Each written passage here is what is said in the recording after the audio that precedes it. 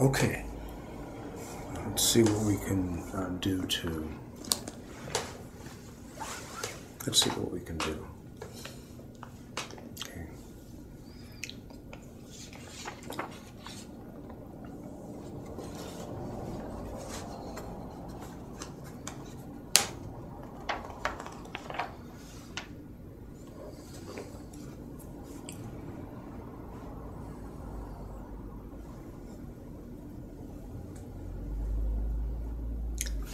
So Paul talks, or writes, to the Corinthians, 1 Corinthians chapter 13. This is the famous chapter 13. This is the New International Version. I chose this rather than the King James, which is my preference generally, merely because it uses the word love instead of charity. And there's something that I want to focus on tonight about that. If I speak in the tongues of men or of angels, but do not have, am only a resounding gong or a clanging cymbal.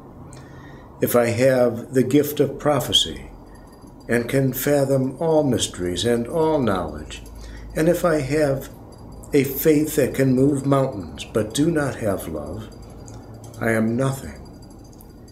If I give all I possess to the poor, and give over my body to hardship that I may boast, but do not have love, I gain nothing. Love is patient. Love is kind. It does not envy. It does not boast. It is not proud. It does not dishonor others. It is not self-seeking. It is not easily angered. It keeps no record of wrongs. Love does not delight in evil, but rejoices with the truth. It always protects, always trusts, always hopes, always perseveres. Love never fails, but where there are prophecies, they will cease.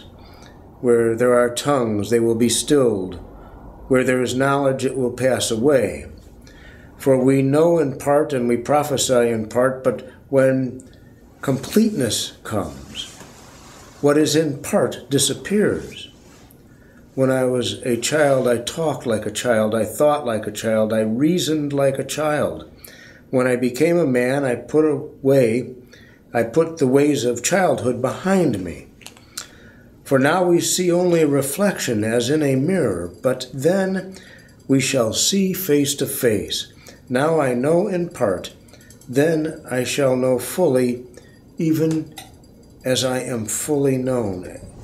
And now these three remain: faith, hope, and love. But the greatest of these is love.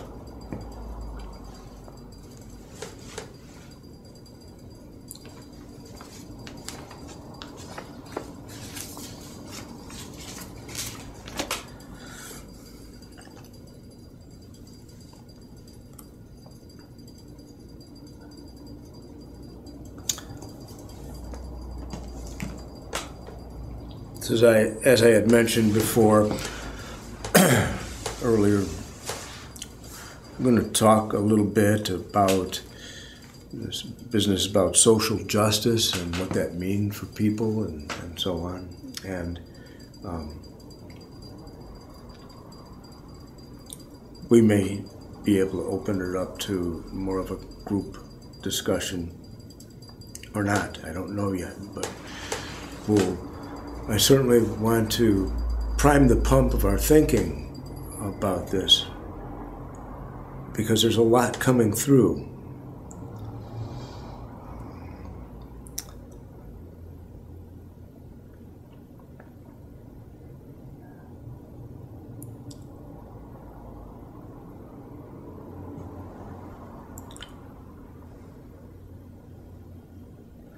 Probably the best definition comes out of this quote about love. And I'm going to read just these 3 verses again. Love is patient. Love is kind. It does not envy. It does not boast. It is not proud. It does not dishonor others. It is not self-seeking. It is not easily angered. It keeps no record of wrongs. Love does not delight in evil, but rejoices with the truth. It always protects, always trusts, always hopes, and always perseveres.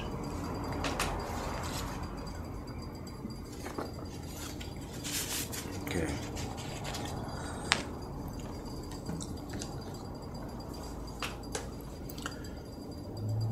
So if we aspire to a level of love which is broader and more universal than the personal love that we have for a mate or for our children or for our tribe or, and so on, if we aspire to that, then we have to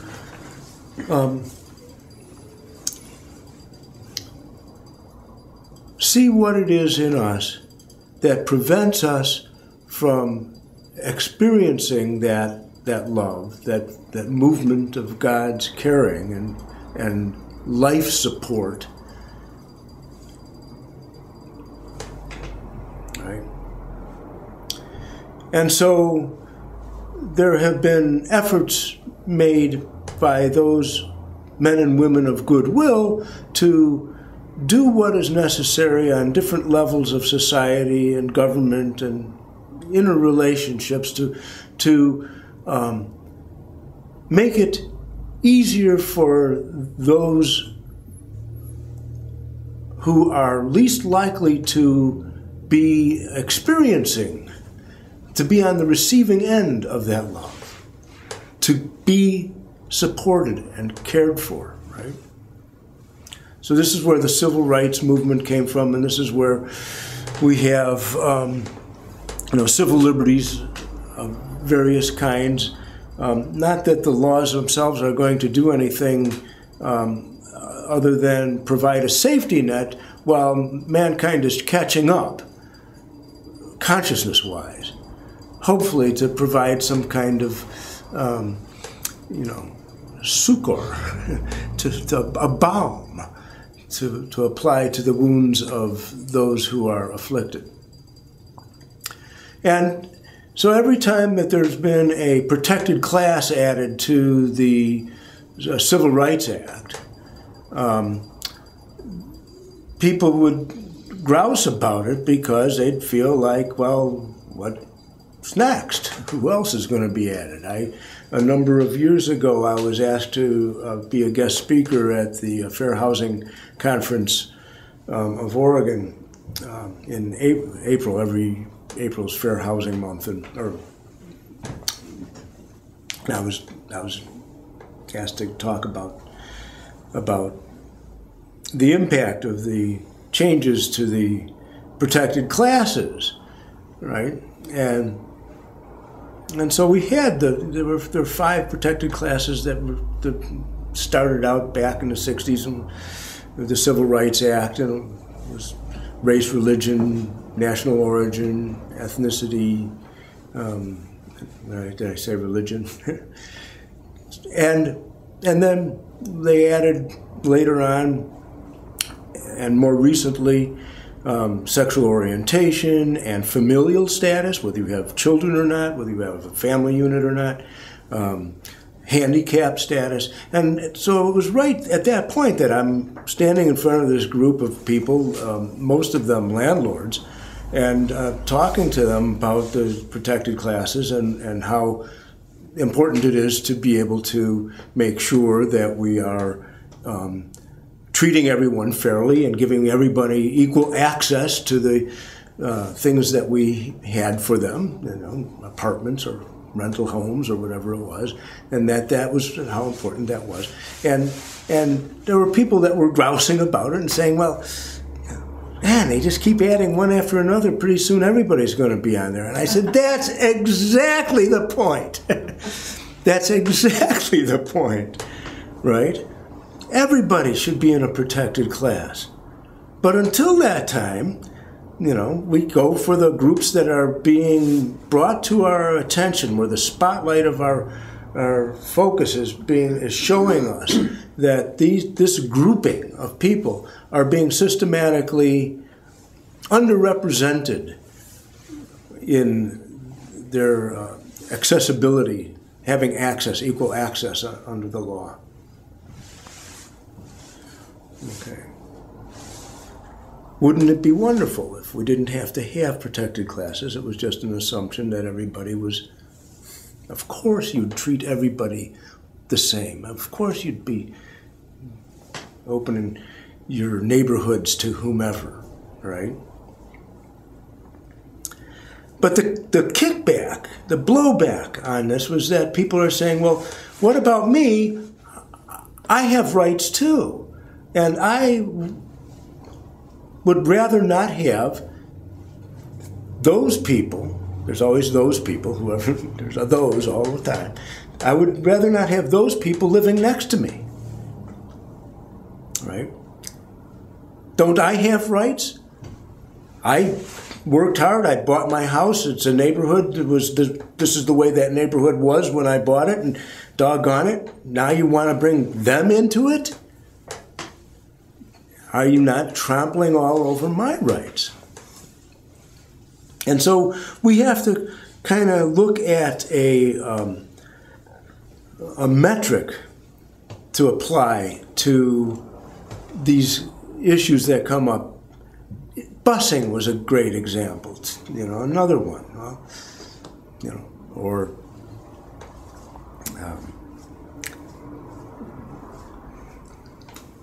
just a number of those. You know, my job, I've you know, affirmative action.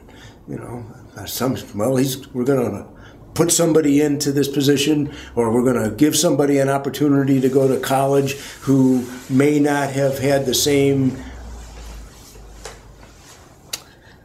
right? Maybe my kid did better in high school than that kid, but that kid's a minority, and he's getting a shot at something that my kid can't have. That's not fair. And you know what? That's true. It's not fair. But it's something that we look at as a society, right? That says there are things, sacrifices that we have to make in order for the whole to rise up. And we can only do that if we begin to recognize the fact that everybody and every animal and every plant and every molecule of matter is actually one organism. And that one organism is suffering because it has an autoimmune disease. It's fighting. Parts of it are fighting other parts of it. How awful would it be if, you know, your liver said to your heart, I don't want the intestines, you take them, you know, get them out of my neighborhood, right? And that's kind of what's happening, right? And of course we can't have that understanding, that experience. That's a matter of consciousness. That's a matter of inner revelation, a revealing of an interconnectedness. It can't be just something that we tap into on a theoretical, intellectual level, right? And so our Hawaiian brothers and sisters, native Hawaiians, had devised a method of conflict resolution within their society called ho'oponopono, right? And so when there were conflicts, the community would get together and they would work it out using this formula. And this formula is actually something then that has been used in a broader sense as well to help connect people with the fact that they are all part of one organism. Okay. So the first step out of the 4 steps is to say, I'm sorry. Right? The second is to say, please forgive me. Right?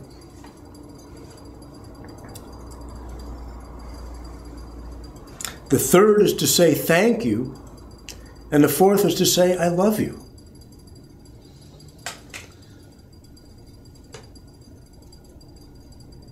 I'm sorry. Please forgive me. Thank you. I love you.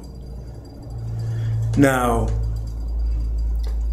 people say, what am I sorry for? What am I asking forgiveness for? Who am I asking forgiveness from? You know, you're asking forgiveness from this one organism for being part of the problem, part of this autoimmune problem. And there's no way that any of us can say, well, that's not me. I've been preaching for years that blah, blah, blah, or I've been blah, blah, blah. I'm not one of them. And of course, that very statement makes us one of them. You know.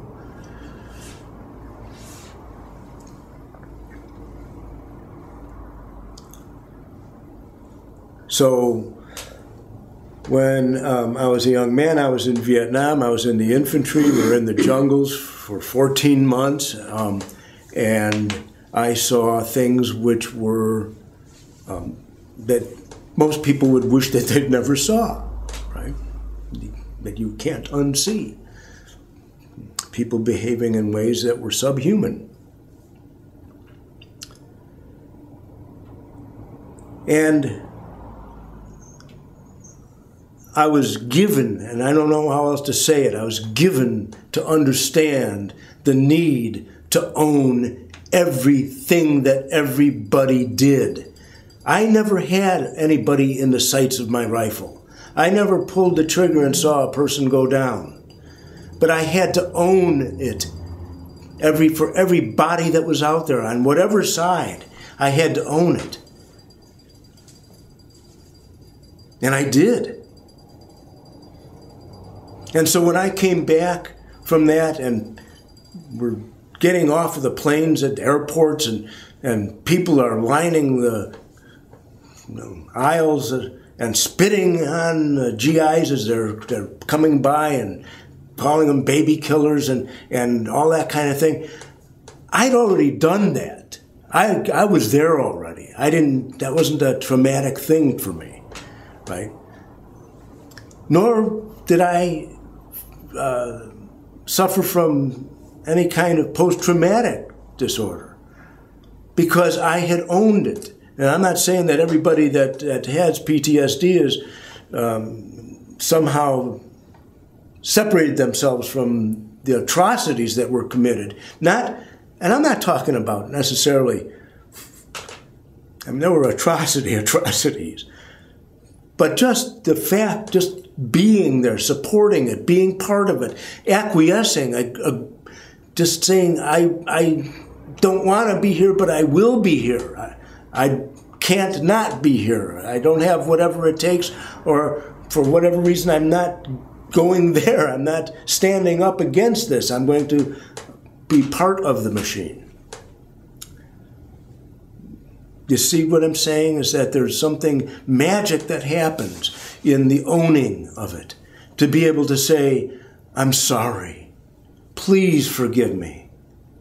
Thank you. I love you. Right?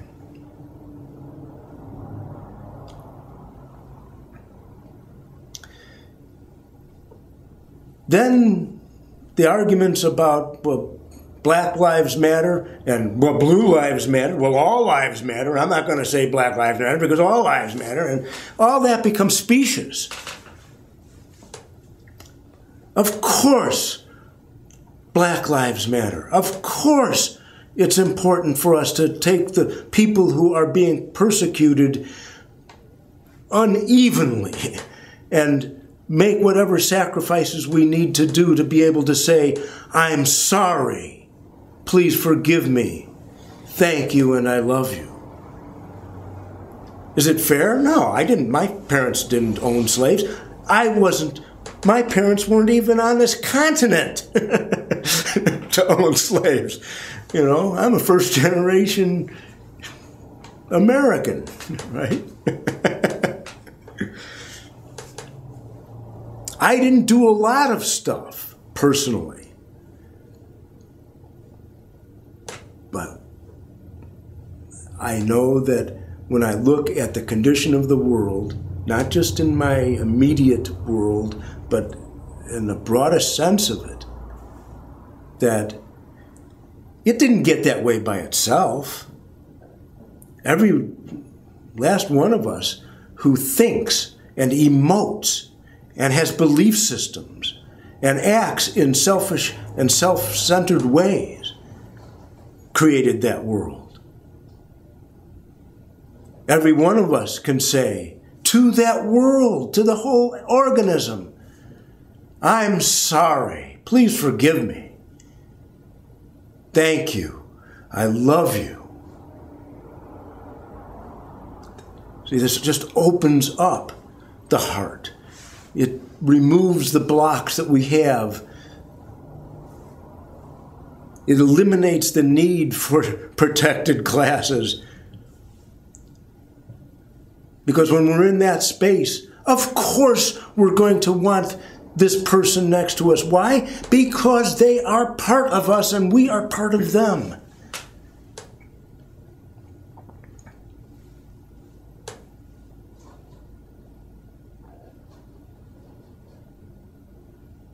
Okay.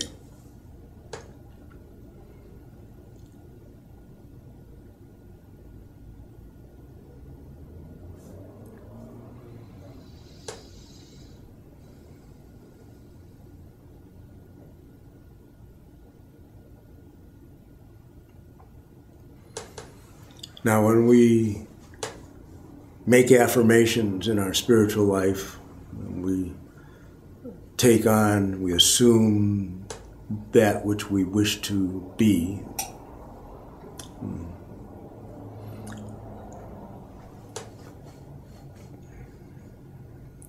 We're taught to make statements like, I'm good enough, I'm smart enough, doggone it, and everybody likes me. You know. Yeah, in every day, in every way, I'm better and better. I am an infinite and eternal being of light, life, and love. These are affirmations about a condition. An affirmation, by definition, is a positive statement. It's an affirmative statement. You can't have a negative affirmation and you're looking in the mirror and say, I will stop being the miserable wreck that I am incrementally. Tomorrow I'll be a little bit better of a louse. Right? You can't do that.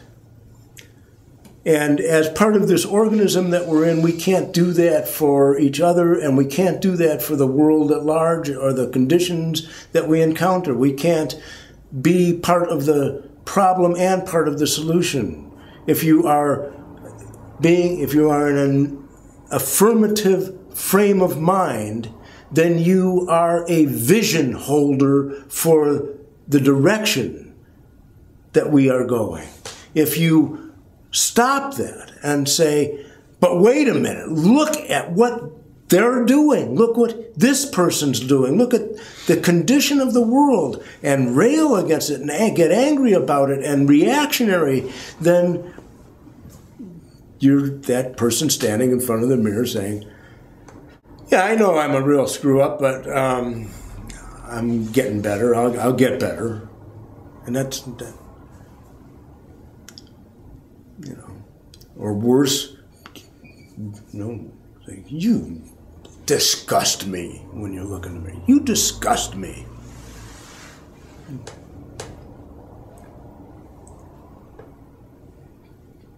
That sounds over the top. But self-loathing is a big deal on this planet. Because we know what our true nature is.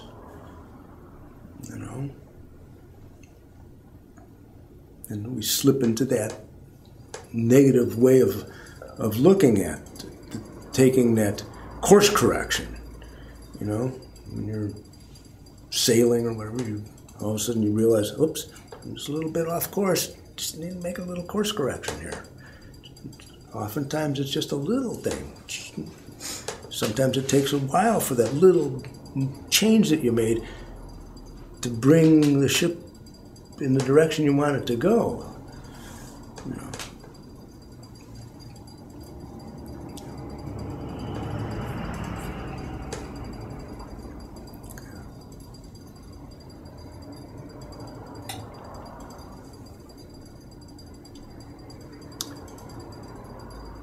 So we have this wonderful, wonderful opportunity over these next few days to be the placeholders, the vision holders.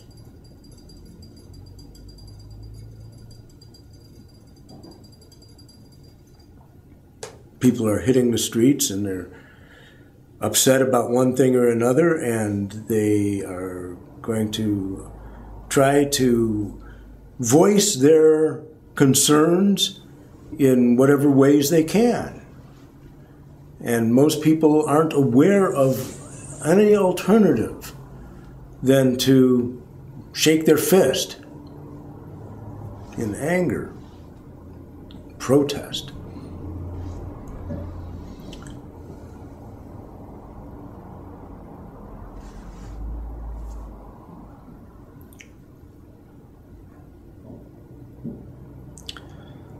So in various American Indian cultures, Native American cultures, and elsewhere, other natives, indigenous peoples around the world would have vision quests, right?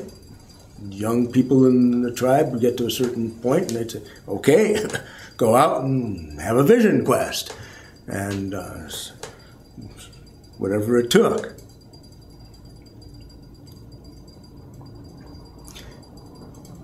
That's what we are about now. That's what we have before us, is to vision quest. If we can't be a vision holder if we don't have a vision. And in order to get the vision, we have to have that quest, because it's not enough to just have somebody tell us what that vision is or paint it in flowery language for us. We have to begin to experience that sense of being a single organism ourselves. And so we pray for it, and we open ourselves to it. We yearn for it. This is what it means to seek. Seek and ye shall find, knock it and it shall be opened to you. True seeking brings us to that threshold where we're saying, I need this experience. I beg for this experience. I need it so that I can share it. So that this isn't just more mumbo jumbo. I'm not just another voice babbling away about pie in the sky stuff.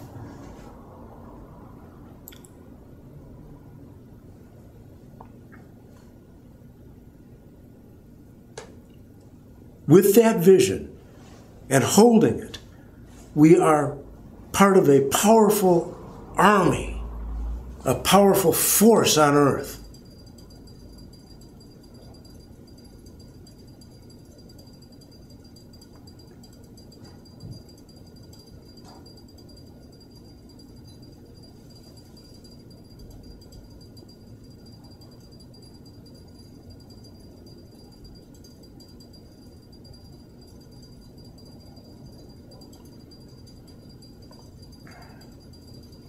Everybody has a life, and everybody's got issues to deal with, right? One kind or another. There's things that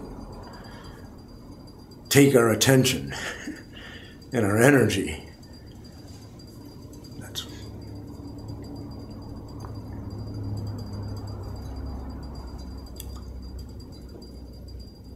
But none of that gives us a pass on this.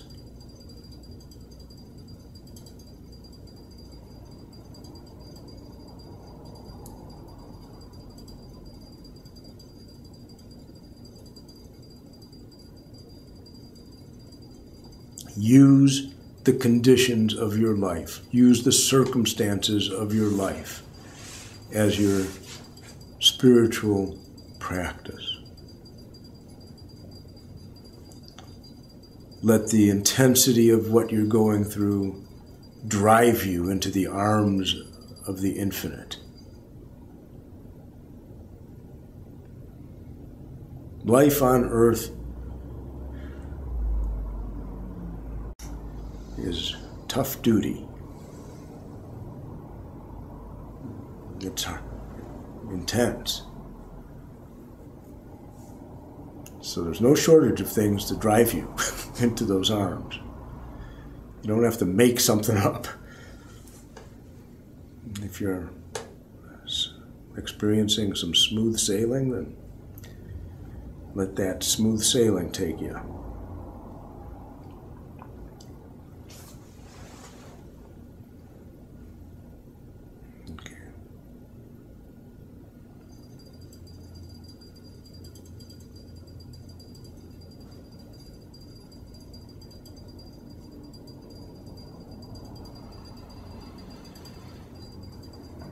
Okay.